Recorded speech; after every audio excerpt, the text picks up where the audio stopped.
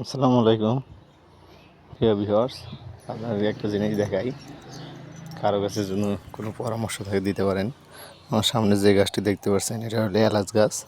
এই এলাচ গাছটাতে গাছ রোপণ করার পর কয়েকবার ফুল আসছে, কিন্তু কোনোবারই ফল রাখতে পারি নাই এলাচের। তা আসলে এই ফুলগুলো ঝরে যাওয়ার কারণ কি আপনারা কি বলতে পারবেন? এই যে দেখুন একটা ফুল,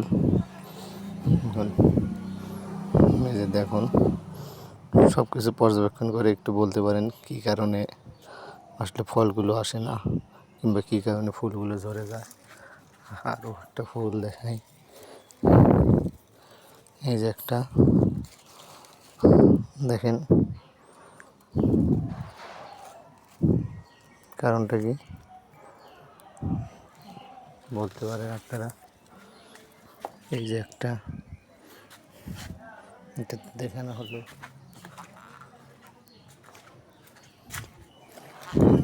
একটা আসলে এই এলাচ গাছের এই ফুলগুলো ঝরে যাওয়ার কারণ কি, কারো যদি কোনো অভিজ্ঞতা থেকে থাকে বা যদি কোনো পরামর্শ থেকে থাকে তাহলে একটু বলতে পারবে, জানাইতে পারেন, সে অনুযায়ী ব্যবস্থা নেব ইনশাআল্লাহ। তো ধন্যবাদ।